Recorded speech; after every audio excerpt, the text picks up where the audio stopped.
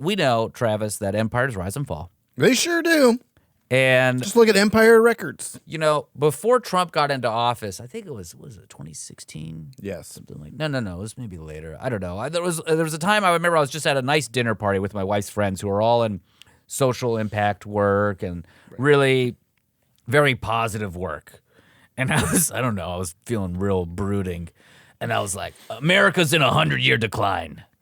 And they were like, come on, Cena. Come on, Cena. Have more ravioli. Yeah. We're trying to have a good time here. And you know what? I can't help but see time and time again I'm being proved right.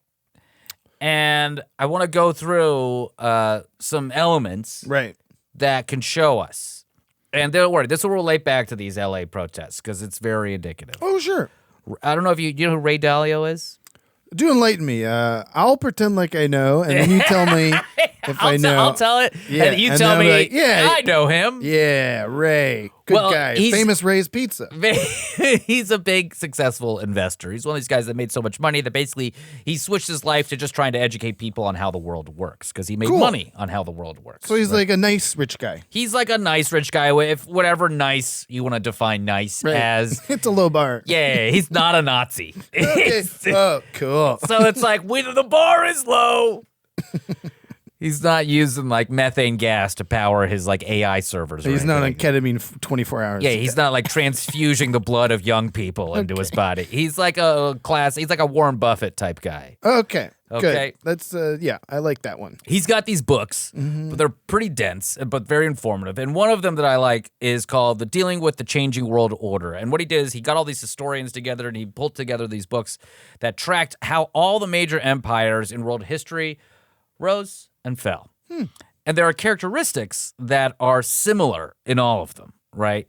And there's an archetypal cycle that happens. And for the audio listeners, I'll go through this chart that I'm showing, but it's a bell curve that shows the arc. Think of like a story arc. You got your initial kind of thing rising. We're movie guys. We like story arcs. You've got your climax, and then you've got your resolution. But it's very sad when it happens to an empire because that means the empire goes away. So this is more like the plot of The Empire Strikes Back. Yes. And there will be a trilogy, but this movie ends badly. Very badly. So you start, and if you think about where America starts, there's 17 points on this chart here.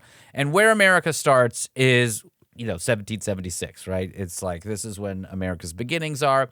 And the elements of the new order are, 1, strong leadership, inventiveness, education, strong culture, good resource allocation, good competitiveness, strong income growth, strong markets and financial centers. So those are those first 8 things that really define the rise of an empire.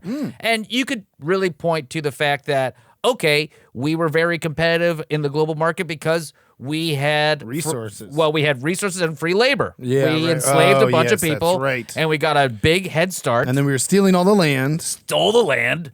All of these things, whether that's morally good or bad, obviously we know the answer to that. Right. But albeit what it creates is you having a strong empire.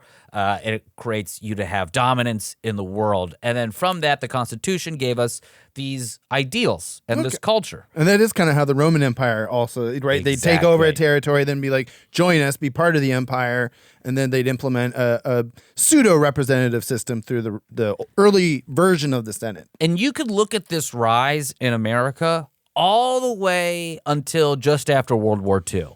And if we're tracking this chart, America is right at the top just after World War II, because the manufacturing boom that helped fund the war and everything like that, everyone's all on board. It's a unipolar moment for America. We are the number one people in the world. We had to drop some bombs to do that, but we are the number one power in the world. That's right. And it was kind of reluctant leading up to that point, too. We obviously had a blip, a little internal conflict called the Civil War. Yeah. But that eradicated the issue of slavery.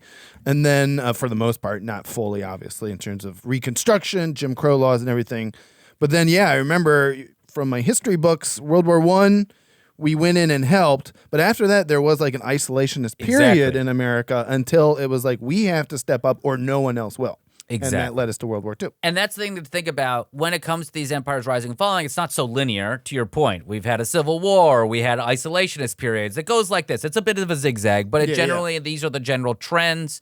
These are the The archetypes. growth of the overall. And so how we define the top is your empire generally becomes less productive, so you're a little bit lazier, right? Life is good. But that's not necessarily happening in America. We're a very productive country still, mainly because of the technological innovation that's happened.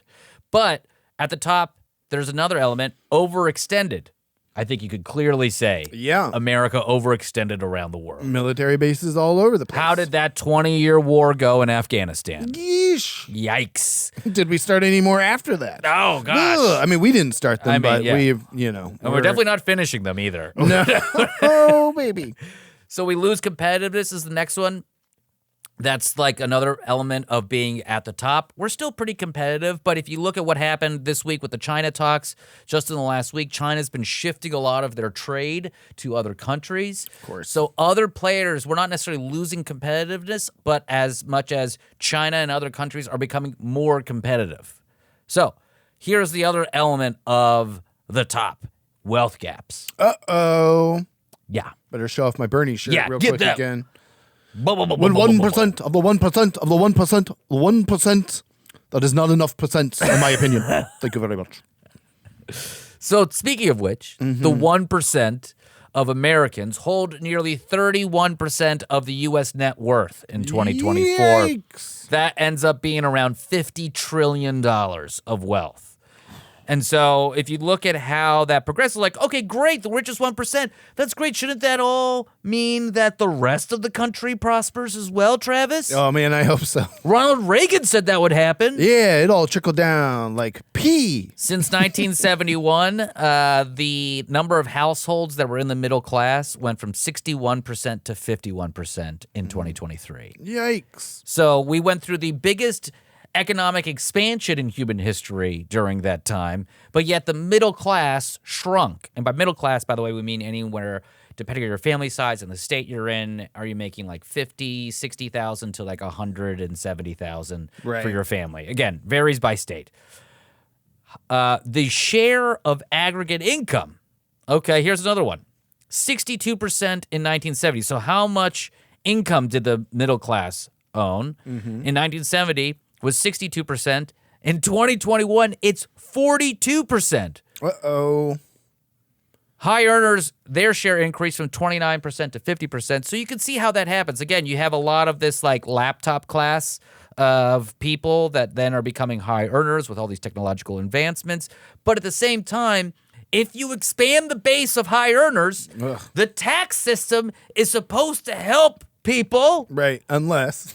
Unless, do tell Travis. You're telling me that the richer people get, with the exception of Mr. Ray here, the rich people can start buying off politicians, changing the tax laws, getting the loopholes, moving their money around to where they need to keep more and more of it, and then hoard it, and then buy things like rocket ships and yachts. The irony here is that all these conservatives will talk about a tax system that's too complicated, that's all over the place, but they are fundamentally, the wealthy are the ones that benefit from that complex tax system. They're the ones that benefit from a complex administrative state because they have the money to pay to have regulatory capture, to actually take advantage of all of those things. You and me, we're going to either our directly to TurboTax or to our one-person operation CPA and saying, hey, please make sure I don't. I have to pay too much, When I first started freelancing, I made a couple extra bucks one year. Yeah. And the tax bill was insane. Yep, happened to me too. And that same year, the Panama Papers came out. And I remember going to my accountant and being like, how do we get into this? Move everything to Panama. Where do I get a Panama? Where do I get a paper? Where do I get a Panama paper? How do I get my money into these places? I cannot possibly be paying like 700% more in taxes than these absolute uber wealthy people. So that's a huge indicator of, okay, we're at the top and now we're declining. Because if your empire isn't protecting the people most vulnerable and the middle class, that means you don't have upward mobility. That means you don't have prosperity, and that's going to breed resentment. Yes, and of course, I'm sure everyone's seen this meme going around the internets It's certainly popped up in my feeds and algorithms, but it's not just the middle class. These illegal immigrants, quote unquote, or even just immigrants in general who are working lawfully in this country, actually contribute over $100 million Yes. to the tax base of the federal government. And guess what group of people gets $100 million or more in tax breaks, tax loopholes, or they evade taxes entirely? The 1%, everybody. That's right. When they pay their fair share, that is when maybe I will be president. We will see. Here's the other thing. Speaking of money that goes to tax breaks for the 1%, the national debt right now, I looked it up last night. Can you guess? Do you know what it is? I just especially because of the big, beautiful bill, quote unquote, it's going to increase it even further in the next 10 years. But I have heard my most recent 36 trillion. Wow, right on the money. $36.2 trillion. And so I don't even know what that looks like. What is this? I have $1 in my pocket right now. I'm saving it in case I need it for bus money. That equates to, okay, so then we have this GDP thing, right? Gross domestic product. What is all the stuff worth that we make as a country? What's our output as a country? Because we are the richest country in the history of the earth. Our national debt, our debt to GDP ratio is 123%. So 100% of, so we have like basically a little over a $20 trillion economy in the GDP. We borrow on top of that.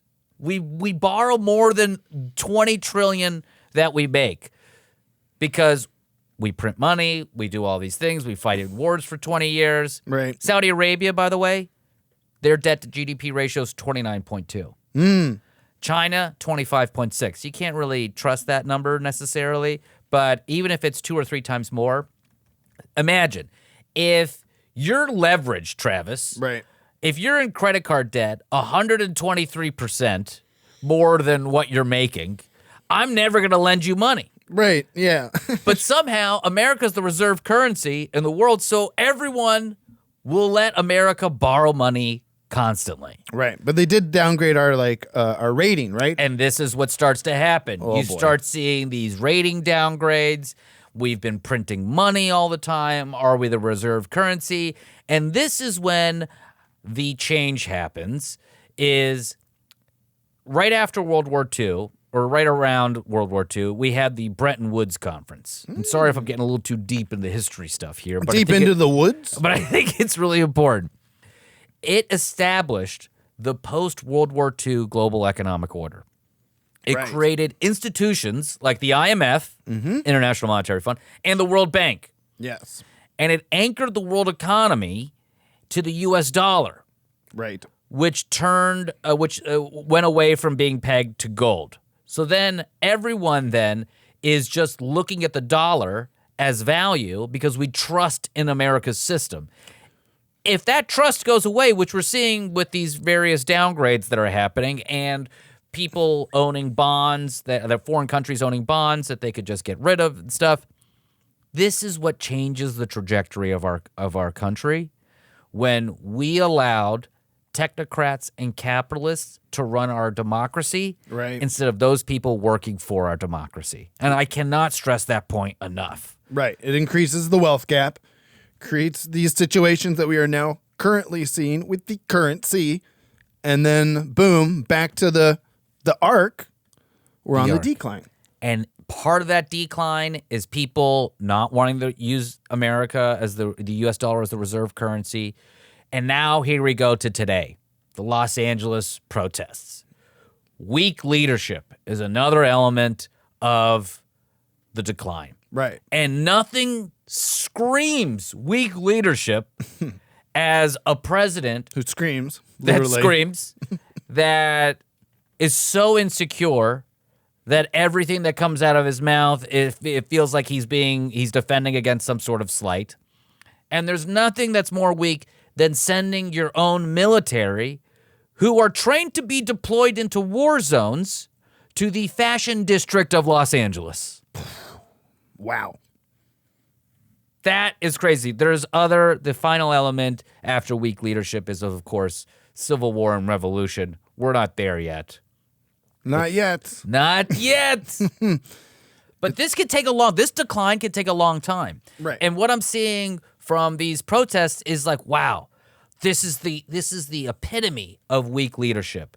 You could have talked to Gavin Newsom. Gavin Newsom's not some sort of socialist. Right. He's not some sort of left winger. No, not by any means. He's a corporate Dem. Yeah, he's interviewing Steve Bannon on his show. He's the guy that cleared out all these homeless encampments and stuff like that and kicked all these unhoused people out of the only little square of land of like little sidewalk that they were living on. Right. Like, what are we doing here? Yeah. This is absolute. Pete Hegseth, same thing. Absolute weakness. And this is why he's got Pete Hegseth in there, because Mark Esper, his former Secretary of Defense, would not use the military against their own people. He wouldn't order them. He wouldn't do that order. And he knew Pete Hegseth is so loyal because he's very weak. He has no backbone because his mother hates him. Right. And his experience is literally being on Fox News on the weekends. And we got here, Travis, I think, because we're like obsessed with GDP growth in this country since like Bretton Woods. We're obsessed with growth, but at what cost? Right, right. You know, it's like all this expansion. You got people that can't, they're going to go bankrupt from a healthcare bill. Right. You got food that's dirty. The bread, you can't eat bread in this country. Right. I love watching videos of people going to like France and Italy and just eating bread, and they're like, I can't eat a single piece of bread. I'm gluten intolerant in America, but why am I able to eat bread here? It's fresher bread. Here's another thing. Wait, let me get this. I was on page 7, and lovable Jackie Zabrowski wants to be a snackfluencer. Right. And she left me with this gift. I also did page 7, and they gave me snacks. They gave me snacks, right? Yeah. This is, and this speaking about our food in this country, this is Sour Patch Kids, okay? But they're called glow-ups. And you know why? No, I don't know why. Because they glow under a black light. And we're supposed to eat this. Wait a minute. Somebody call RFK Jr. This sounds like the thing about Sour Patch candies. Oh, my God. These things will make you radioactive in your kids. The ingredients on this it's all science. You need multiple degrees to be able to read the ingredient list on this thing. 21% of American adults are functionally illiterate. Right, okay. Like, all of these things combined, the wealth gap, all of these things. Right, and even this new big, beautiful bill continues to move more wealth to that wealthy 1%. It cuts education funding. It cuts things like the SNAP programs, a.k.a. food stamps that feed the poorest of our citizens. So, if anything, to your point here, the authoritarianism is being almost accelerated. Like they're going into fifth gear on the entire thing as opposed to the last few decades. Obviously, we've kind of been leading to this point, but instead of doing anything about it effectively to help the middle class who overwhelmingly supported Donald Trump. Oh, yeah. Because they didn't like the economy under Joe Biden. Instead, he's cranking on the gas. Because you feel inflation every single day, right? But the problem with a lot of these things that are happening, like even in Los Angeles, like if I'm somebody that's in Chicago or in another city around the country or something like that, the distance that you have from something that's happening in LA, you can kind of disassociate from that. Maybe you don't see it as much as in your social media. Right. But if your groceries go up, you're going to feel that. Yep, and right now, I think over the next few months, people are going to start feeling the effects of all these terrible economic policies. I mean, the big, beautiful bill takes place over a decade, so it cuts the amount of funding, from these social safety net programs every year. A little bit more gets cut. So these are problems that are going to be felt for 10 years, a.k.a. under whatever the next administration is. Yeah. Right? So despite the fact that Trump administration did it, the repercussions are going to be felt. Let's say the Democrats somehow win in 2028. Well, now they've got to deal with the repercussions of this quote-unquote big, beautiful bill. And the Latin men that voted for Trump that are all like, I want the criminals. I waited my turn. I want the criminals out. It's not fair. I did it the right way. They all live in multi-generational households and in communities that are very close together. They're all going to start seeing their relatives, their friends, their coworkers, their neighbors being snatched up from the street. And that is going to be a wake-up call to a lot of people that thought Donald Trump was going to do what he said he was going to do and not deport regular people, but just deport the criminals. The problem is he always was going to deport everybody. Right. They literally had signs that said mass deportations now at Yeah. the convention. And so arguably Donald Trump told you what he was going to do. They had signs, thousands of signs at the convention that said that they were going to do that. I've seen those news reports too. It's like, I didn't expect them to take this guy. Yeah. You look at just, again, rural towns in Missouri. It's like, oh, they took Clara, who made all the good food for the workers at this one restaurant. And it's like, now she's gone. It's just, it's one of those things where it's like, it can't happen here. Yeah. And then you vote for it to happen here. Yeah. And how does this relate to the foreign republics, relate to geopolitics as America declines? Or even the Roman Empire, right? Yeah. They had a similar decline. The rich took over, the working people got less, and slowly, of course, it was a long time ago, but the fringes, the far parts of your empire, start to crumble and rebel and so on. Exactly. And so who knows what's going to happen? We'll be back after this, but we're going to talk about some of these China trade talks, what's happening around the world, a little bit more specifically. But remember, what happens here sends ripples around the world, which is why we're covering it here. So, Domestic policy is foreign policy. I'm Sina Gazami, Travis Irvine. We'll be right back after this.